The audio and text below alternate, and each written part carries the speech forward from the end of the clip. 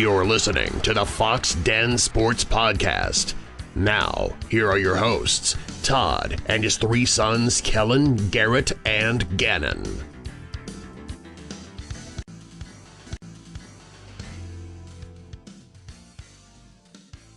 Hello, everyone, and welcome back to the Foxx Den Sports Podcast. We want to welcome all of our friends, our family, and even those foes. We picked up quite a few foes for this past week, but we'll talk about that later. But welcome back to the Foxx Den Sports Podcast, along with my three sons, Kellen, Garrett, and Gannon makes his triumphant return after being home for about a week or two.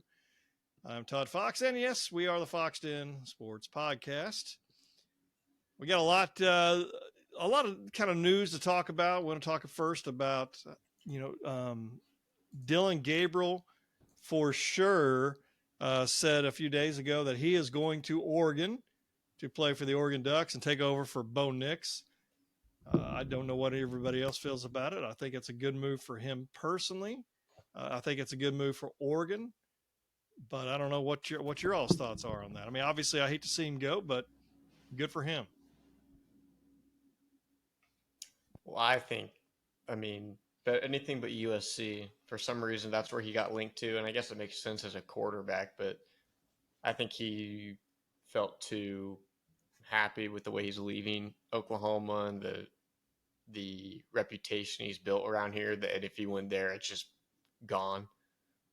And so he saw how good Bo Nix did. I mean, he's pretty much the replica of him. He's got almost as many games started as Bo Nix. He'll pass him in passing yards next year, probably every other statistic as well. So I think it's a great move on his end. It is kind of interesting that Oregon's probably just going to cycle through transfer quarterbacks for who knows how long. So, but I mean, he's going to be in the Big Ten next year, so that'll be interesting. Sure. Very interesting. Kellen, Gannon, you guys got something? You look like you're going to say something. I agree with everything Gary said. Yeah, it's a bit of a smaller stage. And he mentioned how he's very similar to Bo Nix, and they saw obviously what they've done with Bo Nix in Oregon. So I'm sure they can do good things there too, bringing like a not top tier quarterback, but good quarterback and making him look very, very good. So I think it's a win-win. Sure. 100%. And, following Marcus Mariota, who's pretty vocal about him being one of his favorite players growing up, both being from Hawaii. So, I mean, that makes sense as well. Wearing the same number as well. So, really? Yeah. I didn't know that. I didn't realize that. Yeah. No, I think it's a good win for him personally. He goes to a good program. Oregon's up there. I mean, Oregon has vaulted up, through the last, decade. I know they've had a few years where they've fallen off a little bit, but they're still a good football team. They're headed to the Big Ten with USC, with UCLA, and with Washington. So hats off to that. That'll be good for him. I hate to see him go, but at the same time, I know we're excited to see Jackson Arnold play. I think it's his time. I don't think Jackson Arnold would stick around another year to be a backup again. So I think that's obviously, like we talked about last week, we've got a higher ceiling with Jackson Arnold. Going into the SEC, is Dylan Gabriel probably more prepared than Jackson? Probably so. But I'm looking at it for 2 years out and possibly even 3. Just you never know if Arnold, if he sticks around for 3 years. I don't know. We'll see. Hope so. But I also hope he does really well and has the option to leave after 2 years. That means he's a pretty good quarterback. So it'll be fun, and to go in the Big Ten, I think is good for Dylan Gabriel as well. So it'll be. I guess. What's your all's opinion? Because I know we were ticked off at Caleb Williams when he left, but I feel a lot differently about Dylan Gabriel. I mean, I feel like the love for Gabriel. You know what I mean? So I feel excited for him. Walk me through that. What your thoughts are on that? I think the scenarios are completely different. Oh, yeah. I mean, Gabriel's leaving behind a 5-star freshman quarterback that's everyone's super, super excited about. So Caleb Williams kind of like what to us looked like just jumping ships. Yeah, Sure. I mean, Gabriel, like you said, build up his reputation. And as much as we would have liked to have him back next year, we're also ready to move on. And I think personally, I don't want to get stuck in the rotation that Oregon's getting in of just consistently having to get a veteran quarterback out of the transfer portal and rely on somebody to be there instead of just consistently building your own player up, because you're a lot more heavily reliant on the portal in that scenario than just your own development and recruiting. But Yeah, and I know it gives us some time next year. I know looks like the several of these games are already set for the dates. I mean, we start off with Temple, then Houston will be here, then Tulane, then Tennessee. I don't know if there's any games in between that. I know October 26th we'll play at Ole Miss, and then obviously Saturday, November 23rd, the Saturday before Thanksgiving, Alabama comes to town. Then you're talking, we still got Texas, which is usually, I think, that's the second weekend of October, at Auburn, at LSU, at Missouri, and South Carolina. So he's got 3 games, and I say I'm talking about Jackson Arnold at the beginning of the season. I had no idea what you were talking about. You just started reading off the schedule. Yeah, Jackson Arnold will be ready next year, I think, hopefully by the time the SEC. I mean, it's going to be different for sure, but Tulane's no pushover. We know that for sure. I mean, their quarterback won't be there, though. That's the main thing. I mean, he's a draft prospect. So I agree. They're no pushover, but it's mainly because of the quarterback. And then, sure, I mean, he's going to have so many weapons, Arnold. I just don't get how he won't succeed for a freshman quarterback. Well, not freshman. I guess that by that point be a sophomore, but sophomore quarterback in the SEC. Like, yeah, so many weapons. And I know it's early. Obviously, I think next year at 6 months from now we'll be talking maybe a different tune. But I don't know. There is pressure going to the SEC. Don't get me wrong, but I'm interested in seeing how people think we're going to actually do that first year in the SEC. I see some people, of course, saying we'll do really well. Some not. I'm anxious to see the closer we get the reporters and the people that know the ins and outs on what their prediction is. I'll be honest with you. I mean, I'd be surprised if we won it in our first year. I really would. With that being said, I just don't know how much pressure there will be on us to try to win that thing at the very beginning. We want to, but I think still Georgia and Alabama are probably the two-headed monster that everyone's going to have to try to go after. Is there more pressure on us or Texas? Man, that's a good question. I think that is a good question. I would say probably Texas, given that Quinn's coming back and the fact that they're in the Big 12 and the college football playoff. Like, they have so many stars still coming back next year, especially at the quarterback position, that I think they are expected to do better than us. But at the same time, it's Oklahoma. And in the last decade and a half, we've been, way better and dominant of that rivalry. So, it just depends on if you go the most recent success or if you're going way back when. But, are you surprised Quinn Ewers is coming back or not after the season he had?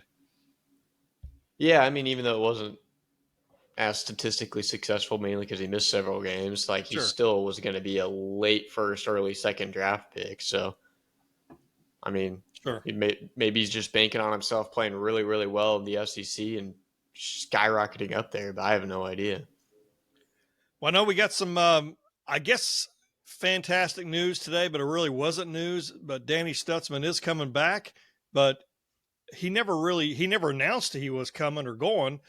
It was, for whatever reason, and I don't know where it started, it was assumed that he was leaving. One of the reporters here in town mentioned that he had told Venables that he was leaving for the NFL, and that the reporter thinks that he saw that he was going to be like 4th round draft pick, so he decided, hey, I may need to come back for another year. Which I think I said it last week.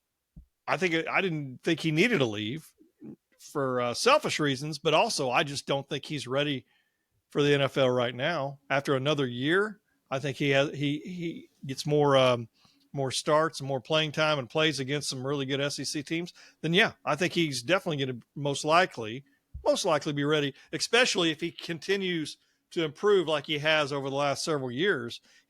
I'm so happy he's coming back.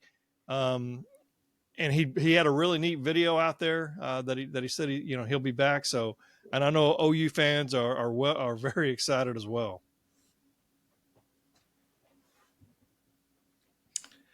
I think that him showing out in the SEC is going to help his draft stock tremendously. Yeah, I will 100%. also say too, I think the reason we struggled so badly in the second half of the season is because partially he was injured, so he wasn't 100%, but also he didn't have a great second half of the year.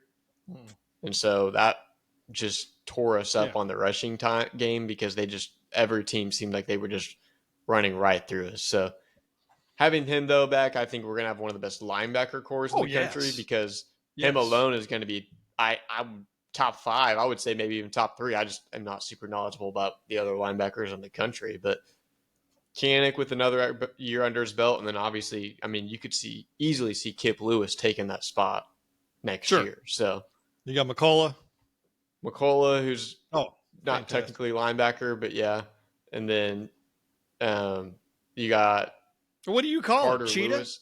Cheetah, he's more of an I guess you could say outside linebacker more so. But Cheetah technically, that guy technically plays every position on the field. So, but then to not only go along with Stutsman, we got Billy Bowman coming back, which that's big.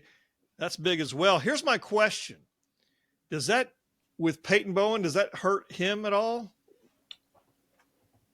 Or do you think he'll try to figure out a way to get him on the field even? That's my concern there.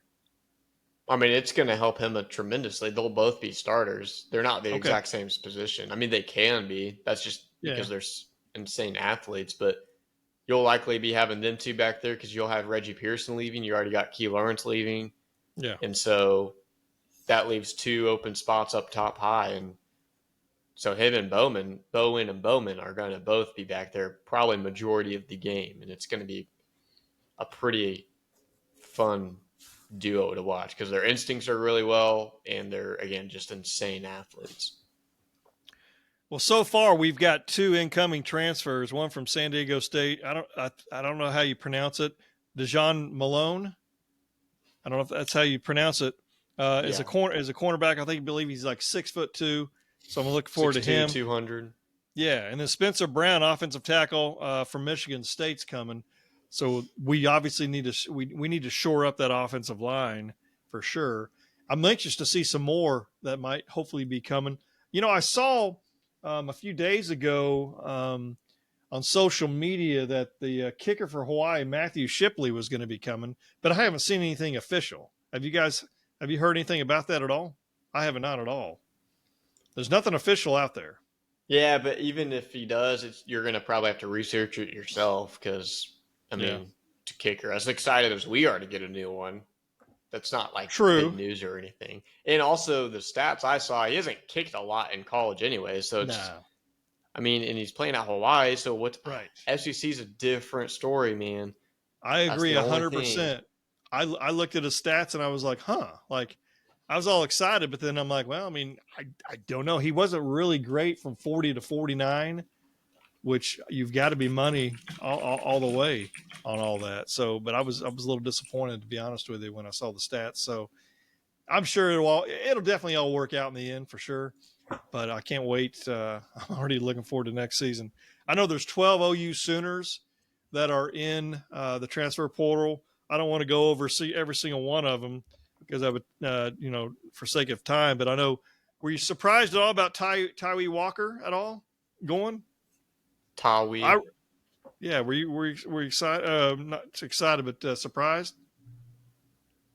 I wasn't surprised because I think we're going to have a lot of folks coming in that are going to take over. I'm not surprised at all. I would say, I think he knew, obviously, that, and everyone knows, Sawchek's going to be the guy next year. I think Javante is going to kind of take his spot as more of the goal line back and just the heavy hitter. And then I think we have a lot of plans for this 5-star running back coming in, Taylor Tatum. So, like you just mentioned, he wasn't going to get a whole lot of carries. The only reason he got a ton of carries at the beginning was because of injuries to Sawchuk and Javante. And then, yeah, I mean, towards the end, Sawchuk probably got a good 75-80% of the carries. Kellen, what do you've got going on in Atlanta? I know we talk about it every week, but is there much even discussion with OU Texas coming, or do you think it's going to be coming later on as soon as closer the season gets? I'm sure it'll just come closer. All anybody else is talking about is Alabama and a little Georgia, but now it's just Alabama. So like their season's not over. Like we got a bowl game, but we don't care. Like we care, but it's not. We're more excited for next year at this point. People here still have something to look forward to. So I haven't heard a word about Oklahoma or Texas coming. Yeah, I mean, if you were talking about Georgia, it's against a Florida State team who has no quarterback. So yeah, but like there's still at least a little talk. There's a few people that I think they're more joking, but they're mentioning the fact of like, oh man, we still should have made it to the playoffs. But for the most part, it's just all Alabama. Everybody's waiting and trying to see what's going to happen next. Everybody's trying to. The only thing I hear about Texas is everybody trying to convince me that they're going to win the championship, but I think they just know it makes me mad. So, I don't see that happening.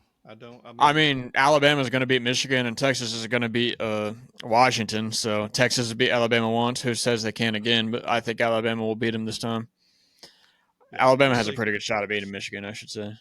I think they got a really good shot at it for sure. And I think Washington's the worst team in that playoffs. So I think Bama's the only team that can beat Michigan in the Final Four. I agree. I think if Texas went up against Bama, against Michigan, Michigan beats them. But I think Bama can beat Michigan. Texas technically can beat Bama. I still think Bama would beat them, but they've done it once.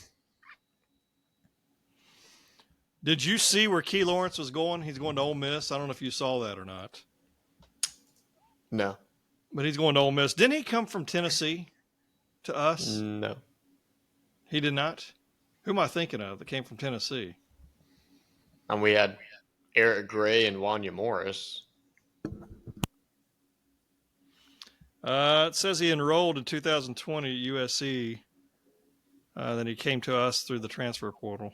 So not Tennessee, but USC. Tennessee.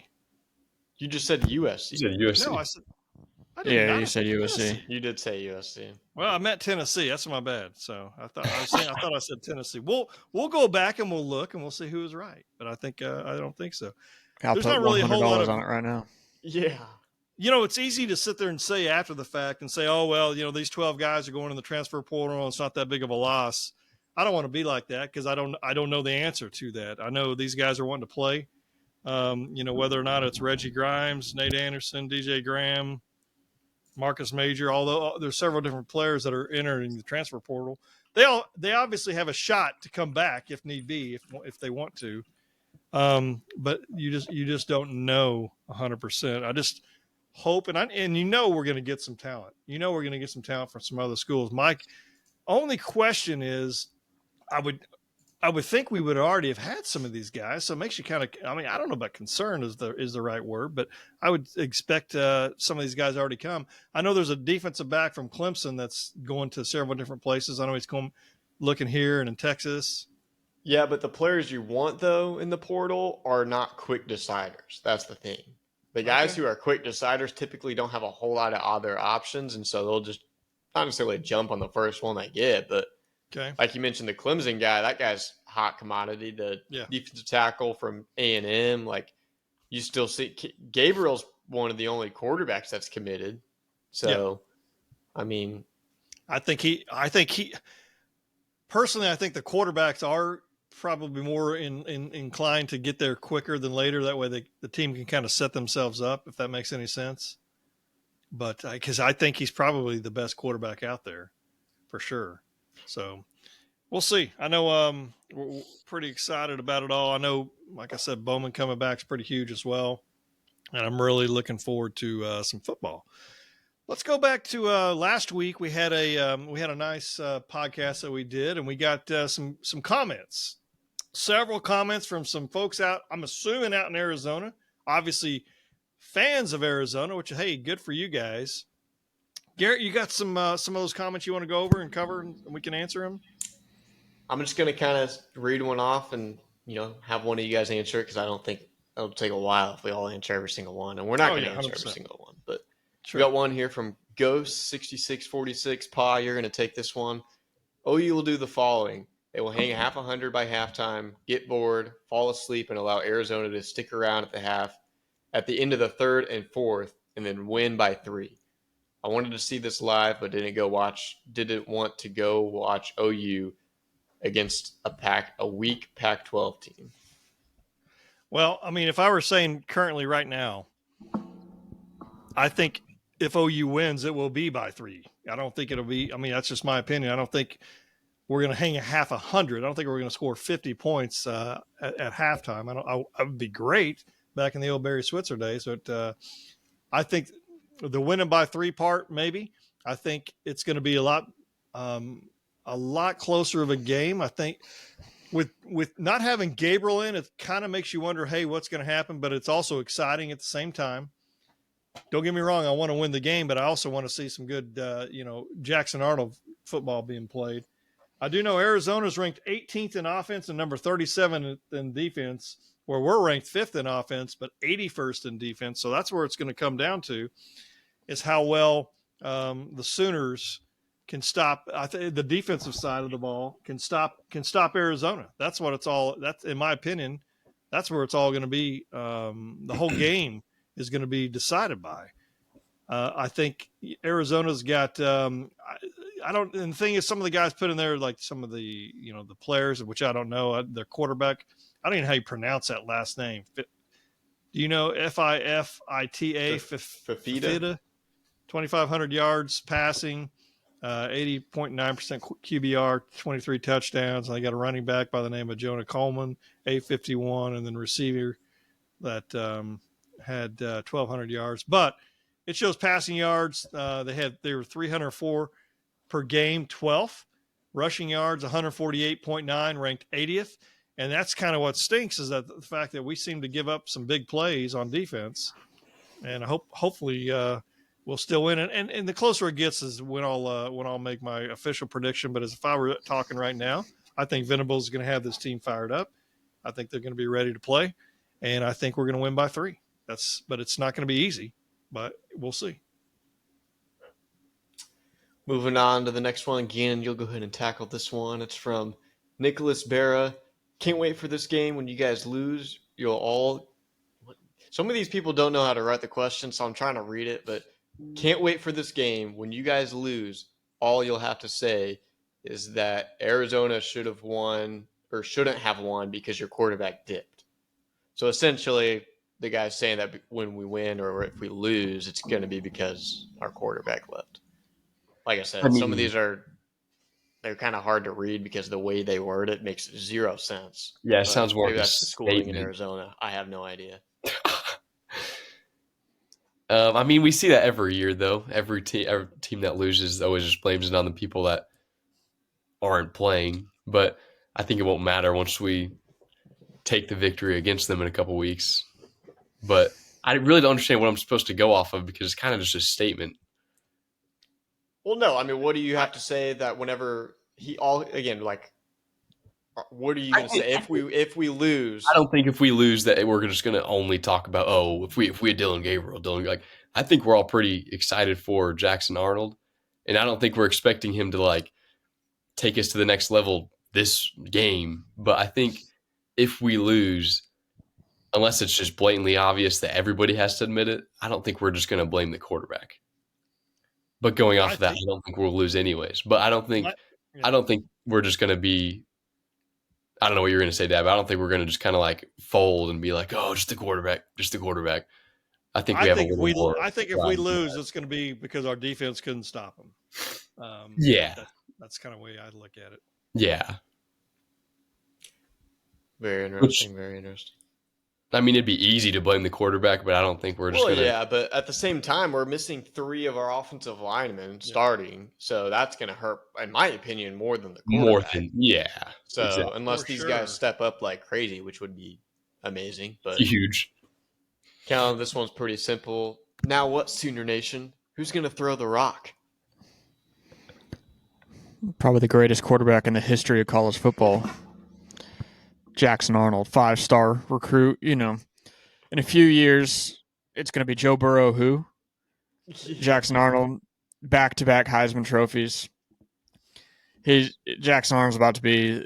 You just never seen anything like it. Like, I think having a different play caller too. We got nothing to lose. We're just gonna go out there and we're gonna throw the rock, and it's gonna be something special.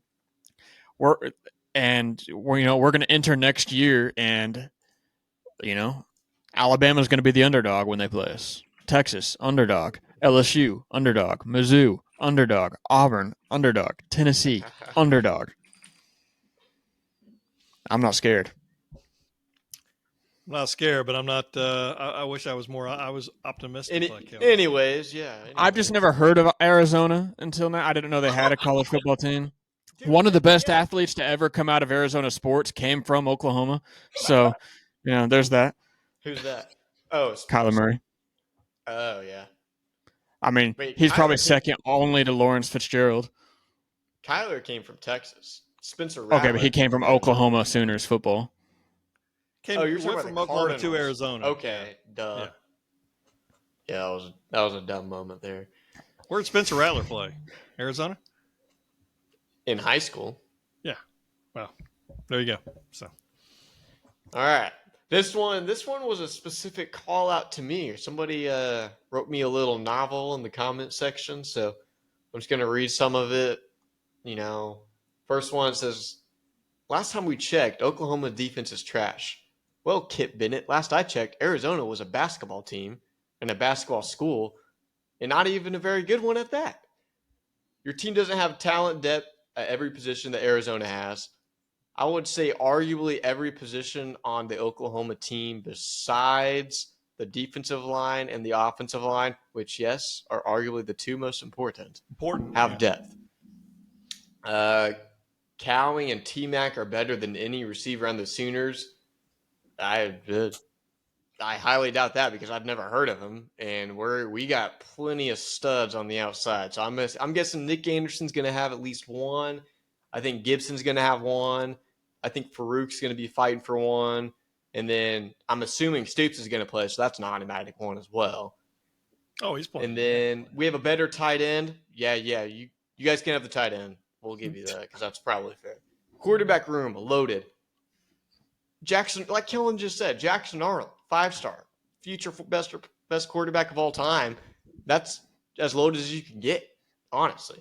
And you got some guy named Fafita, who not a lot of people have heard about, who didn't play the first 3 games, and you guys went 3-0. Then his first 2 starts, you guys lose. I don't know. Not super high on Mr. Fafita over here. Receiver room was the number 9 in the country preseason. Who gives a crap about preseason? You know what I mean? We were ranked pretty highly at the preseason. Look at us now, so it doesn't really matter. And then you got defensive line that dares you to run the ball. We'll run it. And if we don't run it, once again, Jackson Arnold, he's him. Kicker at Arizona is better. Once again, not hard. Who cares? And has a better head coach. That's up for debate. Venables had one of the best improvements from last year to this year in college football this year across the board. They improved well too. I think they won 4 or 5 games more. Yeah, and that might be the case, but I would take Venables over. Oh, hands down. I don't know. I think Venables hands their down head coach over anybody from Arizona. I'll be honest with you. I think Andrell Anthony is probably even hurt is probably better than pretty much everybody except for maybe the McMillan guy on their team. So, well, also, let's say everything they said was just absolutely true. Wouldn't that just make it no excuses to blow us out of the water? Sure. Yeah, and that's exactly a very good point, Gannon. Because one of these comments on here is saying, why is Oklahoma even going to show up now? Because if they're just so much better, I mean, what's the point of playing the game? And obviously, the person that made that comment, I think, has been a little sarcastic, and they were more of an OU fan, don't you think? No. That's what I was implying. Yeah, right, and that's what I'm saying is that it's what it is. I mean, it's a football game. They don't know us. We don't know them. Act like They're those about guys to know us. They're about to know us. And the thing is like, I'll be honest with you, like the whole country's going to know about Jackson Arnold here pretty soon. They're going to be a skid mark on the record books of Oklahoma whenever we're done with them. It'll be fun. So we had some, as Dad always mentions at the beginning, our foes. They were here this past week, and hey, we welcome it. Hey, we welcome it. Thank you, Twitter. We won't shy away from it. If y'all want to come at me on Twitter, I'll give you a little Wendy's roast on there, because I think I made them all mad when I said I found out there were some Arizona fans, and then all of a sudden, 5 minutes later, somebody's sending me messages about all the comments that it just flooded our YouTube channel. Well, it's fantastic, though. I mean, I'm not worried about it. You can follow us on Twitter. You can follow us on Instagram. You can follow us on the YouTube channel. The great thing about the YouTube channel is you can hit subscribe button, and you'll be one of the first to know whenever we do download a podcast. But what we like is the comments. We like comment section so we can rattle some information off. And it again, those folks don't know anything about Oklahoma. And I'll be honest with you, I don't know squat about Arizona. And I'm not trying to be rude. It's just like they were, to me, middle tier Pac-12 that had a decent year this year, which hats off to you. I think it's great. But you're not what everyone expected out of the Pac-12 in the middle of the year. It was a huge letdown because then it ended up literally only being Oregon and Washington. Well, let me ask you. USC fell off. Oregon State fell off. Washington State fell off massively. Let me ask this question: what conference is Arizona going to be in next year? The Big 12, and that's a great point because they're going to have a rude awakening when they get in there and they realize that it's much more feel like it's not just top heavy. It's the least top heavy conference in the country. SEC, Big 12, OU joined the SEC, Arizona joined Big 12. I'm just saying, and I'm not busting chops. Just speaking the truth. Yeah, speaking of the Instagram earlier, we got a couple comments on there as well. We put, what is Jackson Arnold's stat line going to be versus Arizona, given that it's going to be his first start? We had one person say 240 yards, 3 touchdowns, 34 rushing yards. We had someone else say 300 yards and 4 total touchdowns. I think we'd all personally take that. I don't know if you guys have a thought roughly of what you think, what you expect out of Arnold in his first start. Offensive line, if they can help protect him, and then we can get the running game going with a little bit of Sawchuk going. I like our chances. I like over 300 yards passing. I think Jackson Arnold, from what I hear, doesn't let a lot of pressure get to him and kind of relishes in that kind of moment. And I think that's just kind of quarterback you're going to see. I think you're going to see a quarterback taking some chances. So I would not be surprised if he makes a few mistakes, but at the same time, he's going to throw the ball, and he's going to throw the ball deep, and he's going to try to put it down the field. Nothing busting chops on Dylan Gabriel, but he didn't have the arm as Jackson Arnold. Yeah, I'll go a little 324 passing yards, 3 passing touchdowns. I'll just say that. It's about the exact stat line I was going to do. I was going to say 325, 3 passing, and a pick. Which I'm fine with. I agree with what. Yeah, I agree with what Dad was saying. Assertive and not like being too passive. Like first game, if you're going guns and blazing, like by all means throw a pick if you're going to throw 3 touchdowns. Yeah, I'm not expecting a perfect game. No. And like you said, he's going to be attack, and he's going to make maybe either a bad pass or maybe he takes a shot downfield and a corner makes a great play on it.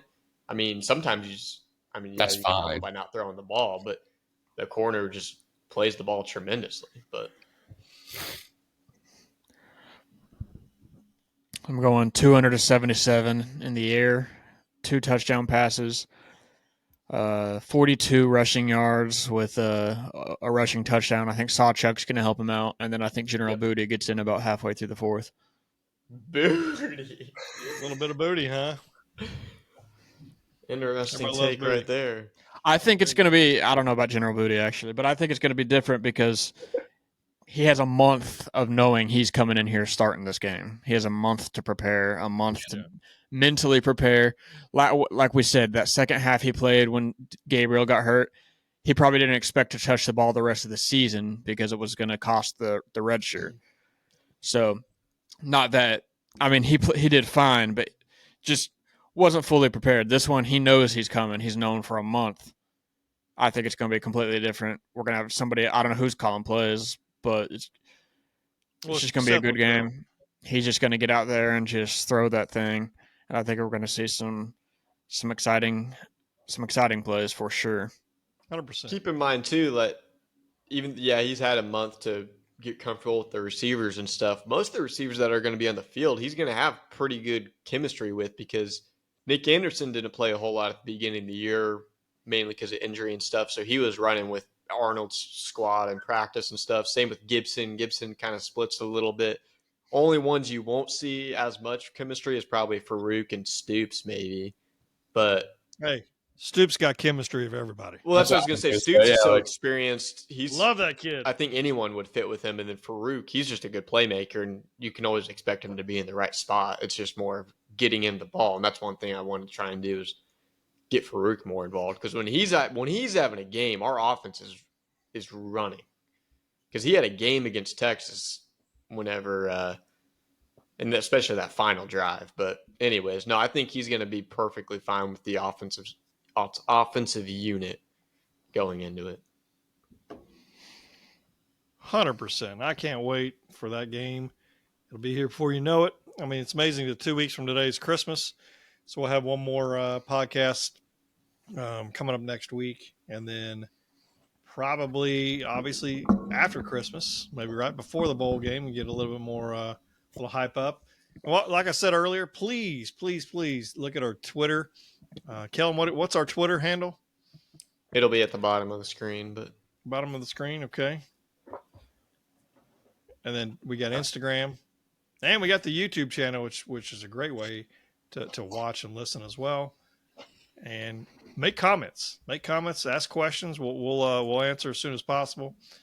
Try to keep it clean as much as possible if you can. But if you need to vent, especially, I know there's going to be a lot of crying going on here pretty soon in Arizona after the game. But hey, it is what it is.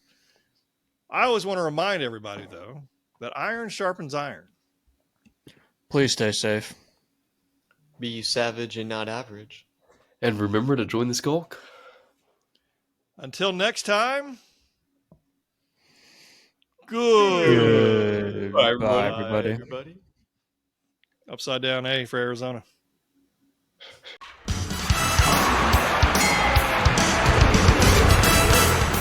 You've been listening to the Foxx Den Sports Podcast with Todd, Kellen, Garrett, and Gannon. Find us on Facebook at Foxx Den Sports. That's Fox with 2 X's. Drop us an email at foxdensports@yahoo.com. And be sure to share this podcast with other sports fans in your life. This has been Foxx Den Sports.